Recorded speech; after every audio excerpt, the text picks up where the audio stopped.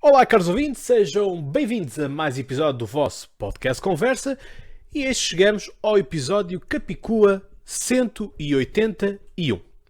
Bem, eu certamente gostaria que este 181 fosse um episódio com outra temática, tivéssemos num tempo totalmente diferente e que não tivéssemos aqui sobre o pretexto do coronavírus. Mas estamos. E, portanto, é preciso, enfim, produzir conteúdo também, não é? Porque vocês estão desse lado também, e, portanto, volto aqui a fazer apelo para que vocês tenham cuidado com vocês mesmos, mas também com todos aqueles que vos rodeiam, que fiquem em casa, todavia, façam os chamados passeios higiênicos, porque nós ficando em casa confinados, enfim, começamos a ter problemas do foro psicológico e, portanto, enfim, como se costuma dizer, fica pior a emenda que o soneto, não é verdade? E, portanto, hoje trago-vos duas temáticas, qual delas a mais chamativa, que é uma possível cura que surgiu em Marselha e que está a ser aplicado na Bélgica, na Suíça, em algumas partes da China e em algumas partes dos Estados Unidos da América.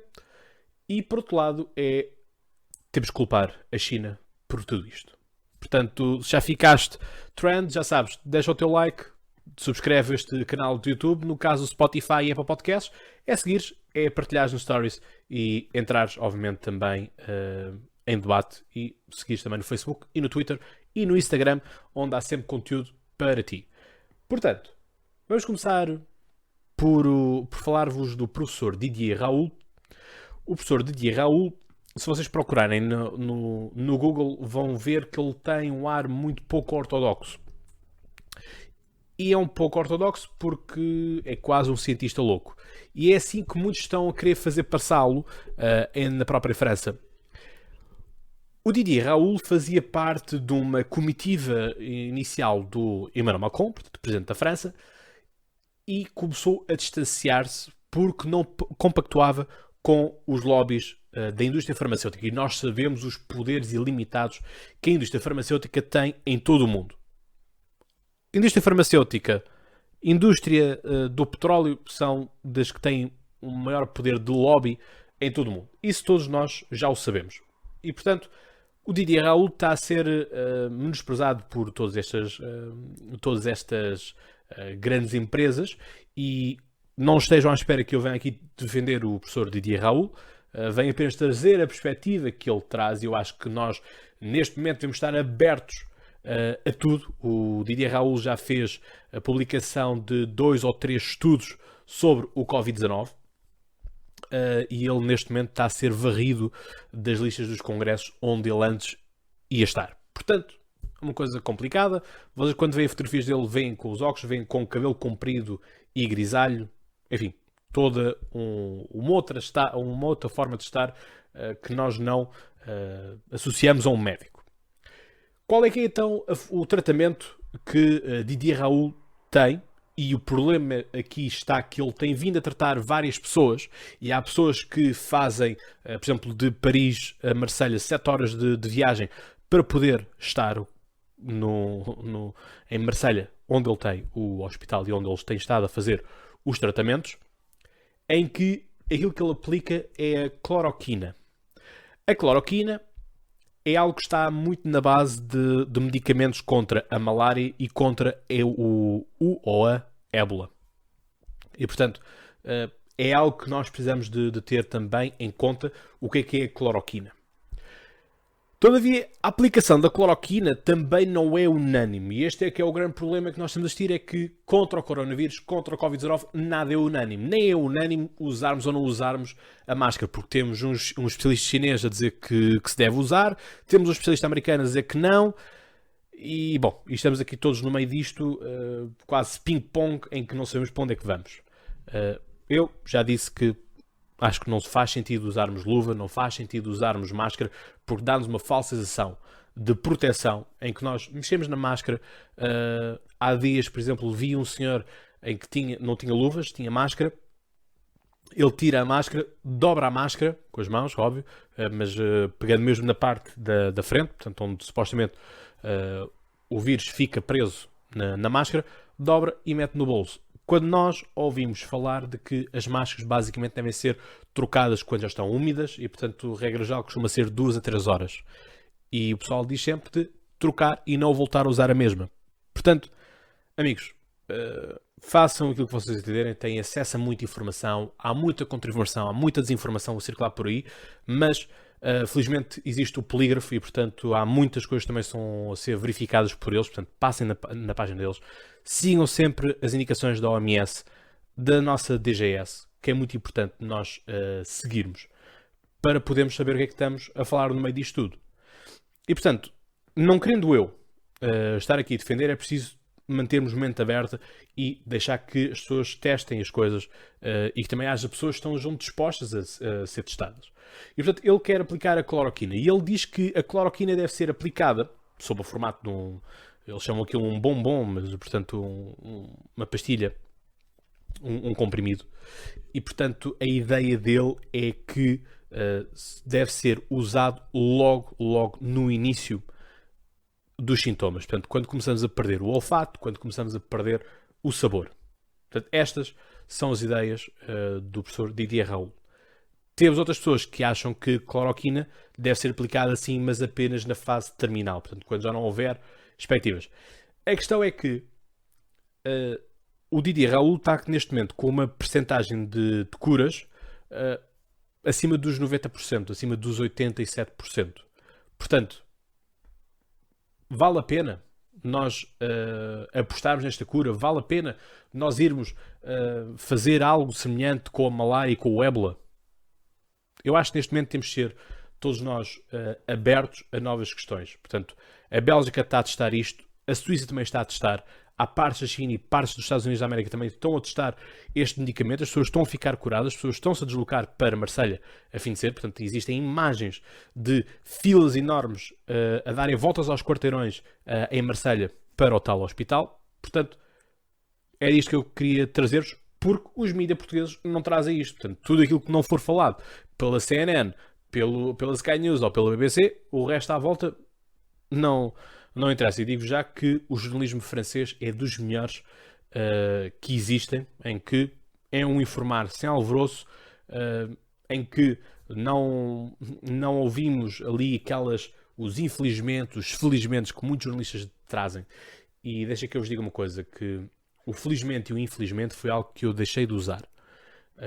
Ou pelo menos foi-nos ensinado a nós não nos usar no curso de História, porque a História, enfim, obviamente que ela é contada pelos vencedores, mas também importa aqui dizer que na própria História não existe nem infelizmente nem infelizmente. O historiador tem que contar a coisa tal como ela é. O Holocausto é uma desgraça? Sim, é uma desgraça, mas não cabe ao historiador, no seu livro, na sua monografia, dizer feliz ou infelizmente. Porque quem for defensor de Hitler acha que foi a melhor coisa do mundo. Portanto, o historiador deve se cingir aos factos. Da mesma forma que os jornalistas têm que se cingir aos factos. Nós hoje em dia temos jornalistas que querem ser opinion makers. Para isso, não iam ser jornalistas, iam ser opinion makers, iam ser formados numa determinada área. Não é fazerem sessões, tipo opinião pública, em que metem lá um jornalista que sabe algumas coisas de saúde, as pessoas fazem-lhe pergunta e ele diz, pergunta ao seu médico. É a ideia de que não se deve dar um passo maior do que a perna. Eu, como podcaster, tenho maior liberdade, mas também estou mais exposto, no sentido de, a partir do momento que vocês acharem que eu não tenho credibilidade para vocês simplesmente deixam de seguir. Portanto, daí que eu, quando trago a matéria, trago sempre a matéria bem estudada e trago sempre as coisas o melhor possível e a melhor informação possível.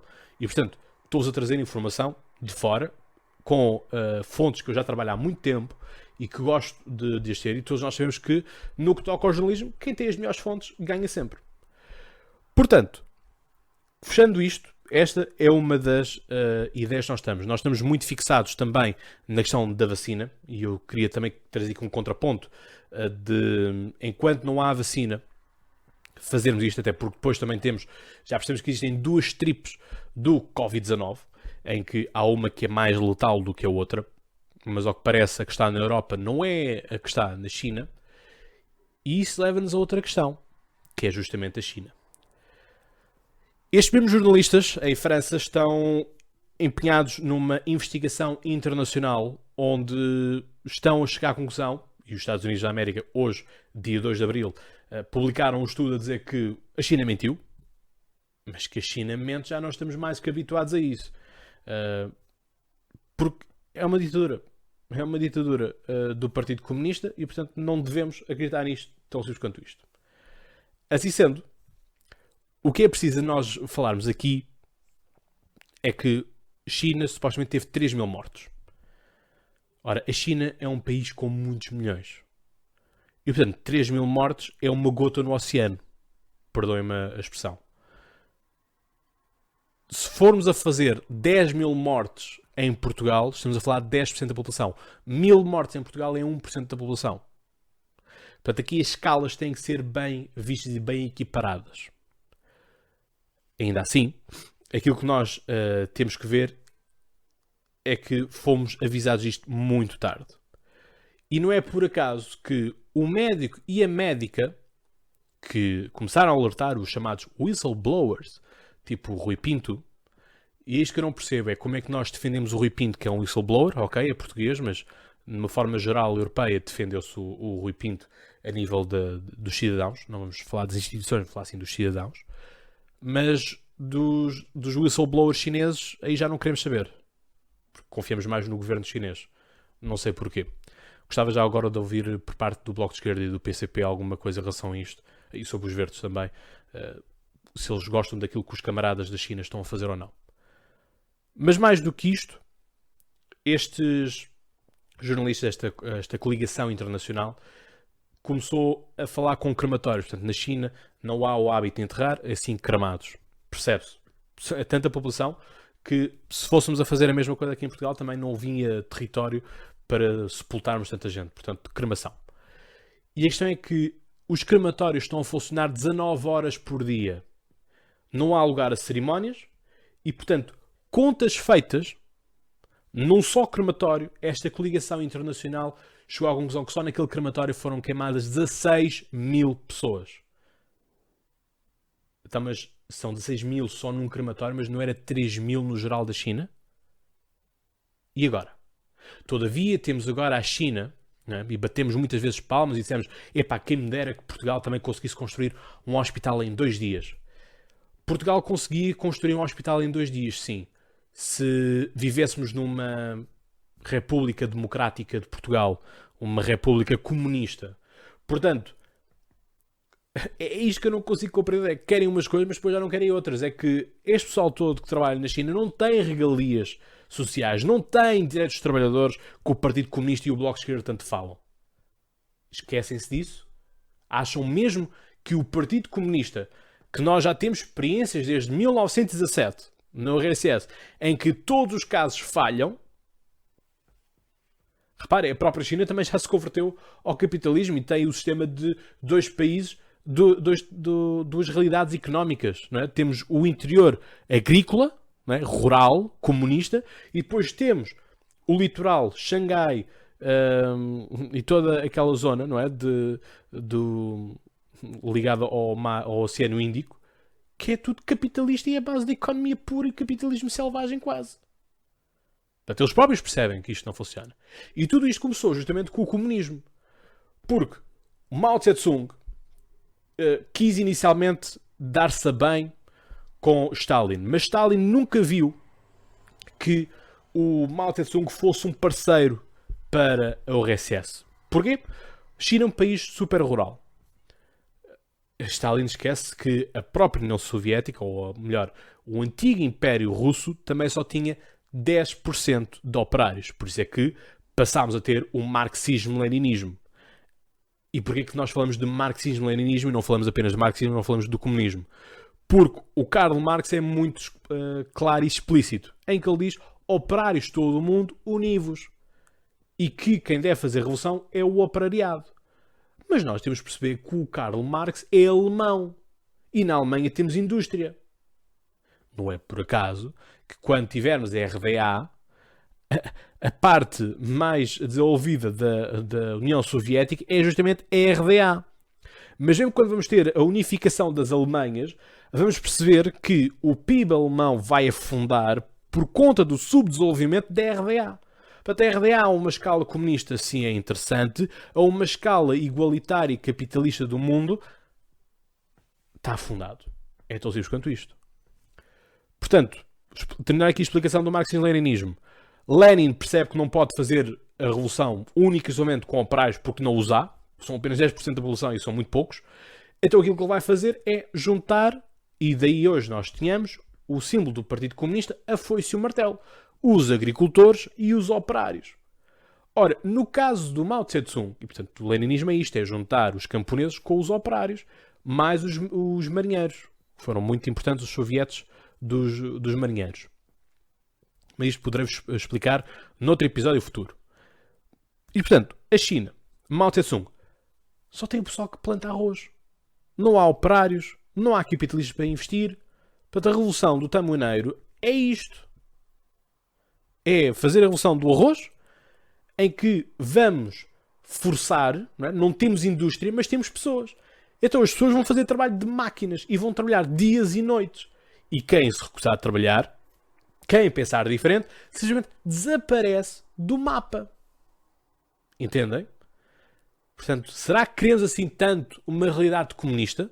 Tu que estavas a dizer que era espetacular que Portugal fizesse assim um hospital em 2 dias ou 3 dias. Eu não sei se ias gostar da parte em que ias estar a trabalhar 24 horas. E que caso não o fizesses, levasses por isso. O pessoal às vezes tem que medir muito bem as palavras. E a liberdade, amigos, é uma coisa que não tem preço, honestamente. E liberdade é algo fantástico que todos nós devemos de aproveitar. Não é por acaso que existem pessoas na China que morrem por querer a liberdade. O Partido Comunista não é um partido de santos.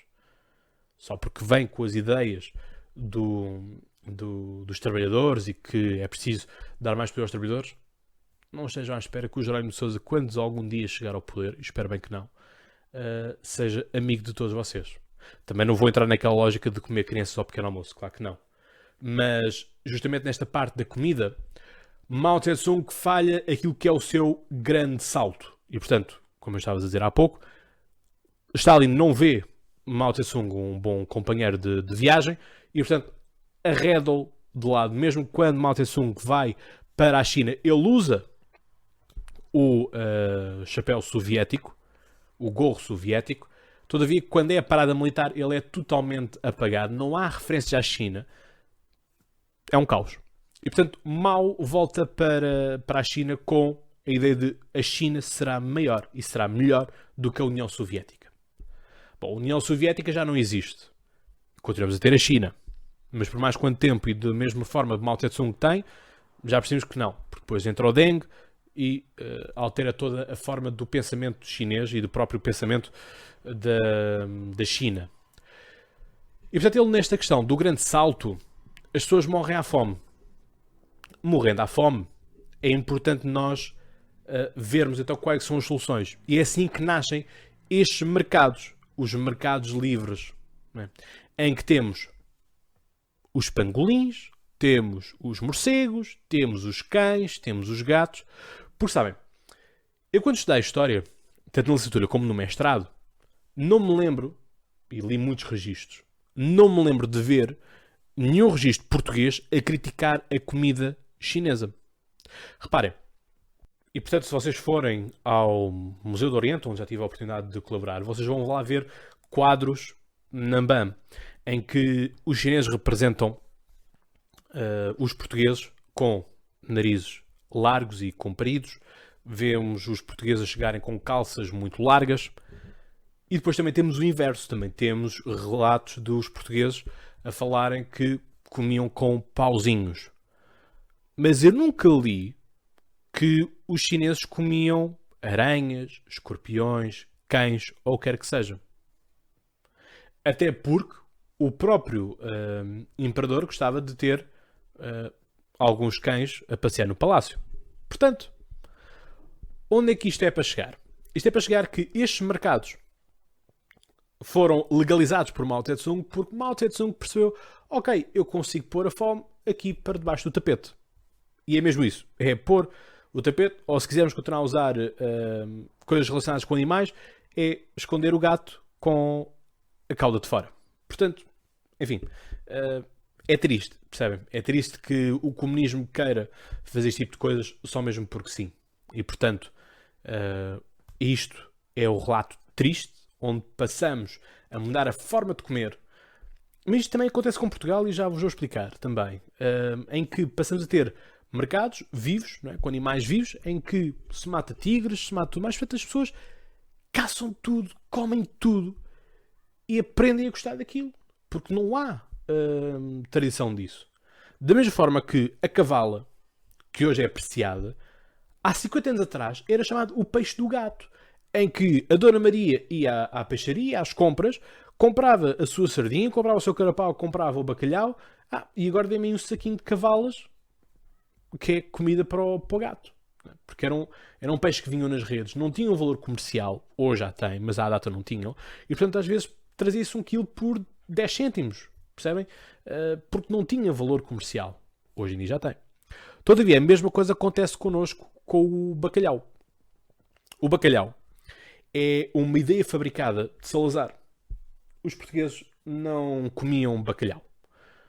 Não comiam bacalhau, mas era um peixe que era barato e rendia muito. Nós fazemos bacalhau com bacalhau com mexá, bacalhau com natas, bacalhau à brás, bacalhau cozido com as verduras e com as batatas, cenouras, enfim, tudo, uma grande variedade. E portanto, Salazar começa a fazer uma máquina de propaganda em que se fala que o bacalhau é um fiel amigo dos portugueses. Mas eu não me lembro de ver também em livros de história, em relatos, de irmos buscar o bacalhau à Noruega, por exemplo. Temos algum bacalhau também aqui à margem do Rio Tejo e tudo mais, e temos aqui, justamente no Conselho de Seixal, onde eram salgados. O próprio edifício atual do Museu do Oriente também era uma arca bacalhoeira, por isso é que vocês, se forem para lá com os vossos telemóveis, vão ter muita pouca rede. Portanto, aviso já que fazerem stories e publicações lá naquele momento não vão conseguir, portanto só a posteriori quando estiverem cá fora, porque as paredes são de facto muito grossas, e portanto grossas porque ele era uma arca frigorífica. Portanto, vejam as coisas que vocês estão a aprender neste podcast. Se isto não é motivo suficiente para tu deixares o teu like, partilhares e continuares a seguir, não sei o que mais é de fazer para te convencer. Mas, portanto, esta é a máquina de propaganda que agora a China está a fazer. A China está a fazer tudo e um par de botas, está a enviar máscaras, está a enviar ventiladores, mandam equipas que vêm com as bandeiras de outros países e, portanto, estão a descer as escadas dos aviões e vêm com as bandeirinhas de outros países. Isto é quê? É passar borracha, mas continuamos a ver as marcas da resposta que estava errada? Amigos, não sejamos tão ingênuos a achar que isto funciona.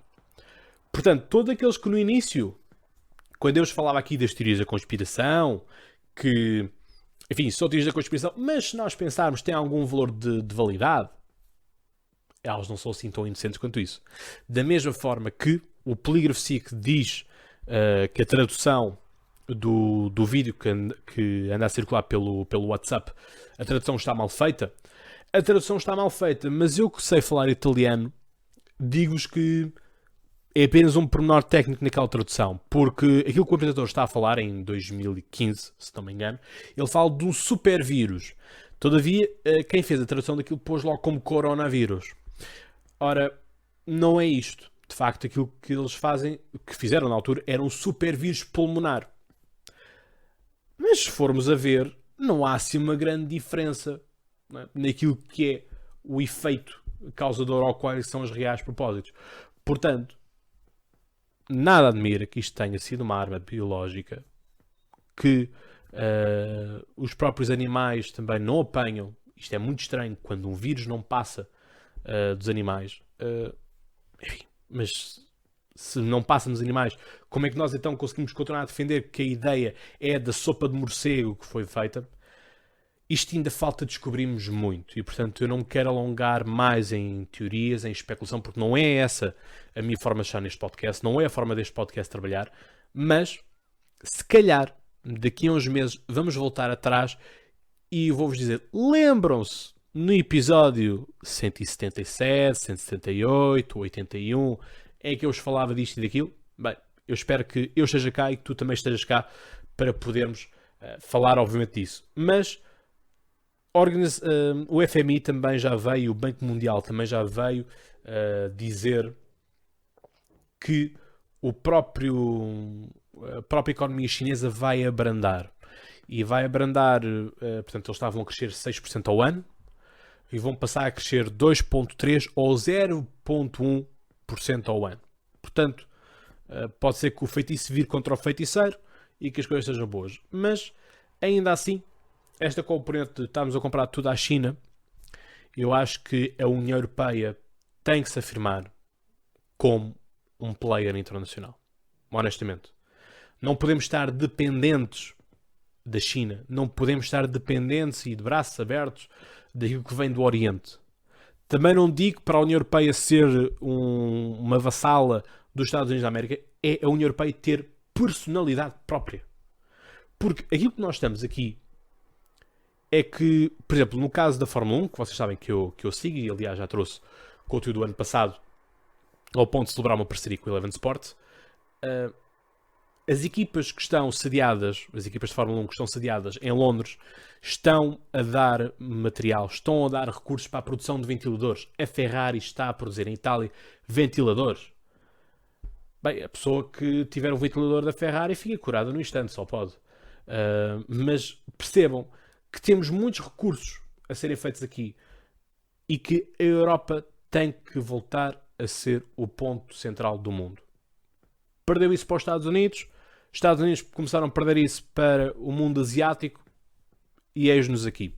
Portanto, a União Europeia, em vez de estarmos todos a perceber se temos que investigar a Itália, se temos que investigar a Espanha, Portugal, porque são países latinos, são países do sul da Europa e tudo mais, e depois contra-atacamos com atitudes repugnantes e tudo mais, isso no final do dia vai continuar a ser zero, porque vão continuar a vir todos os dias, todas as noites, aviões vindos da China e estarão a ser feitos depósitos portugueses nas contas bancárias chinesas.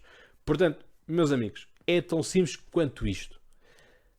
A Europa e o mundo estão num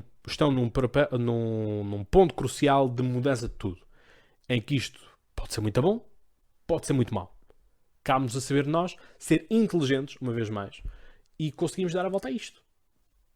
Nada mais. Ok? Portanto, deixo-vos aqui este episódio. Não se esqueçam de ver o episódio anterior, o 180, onde falo sobretudo para o pessoal dos recibos verdes, em que têm direito, finalmente, a alguns apoios. Vejam isso. Falem também com as vossas entidades patronais para também chegarem a um bom consenso e não termos que estar sempre na base do conflito entre patrões e empregados, que haja também aquilo que acontece, por exemplo, no Japão, uma boa conversa entre as duas entidades e perceberem que uma depende da outra. E, portanto, este é o episódio que eu vos trago e, portanto, espero que esteja tudo bem convosco. Espero ver-vos no próximo episódio, que, uma vez mais digo, não sei muito bem o que será, mas também temos agora aí as eleições nos Estados Unidos da América, as primárias democratas, sobretudo porque as republicanas estão mais que definidas.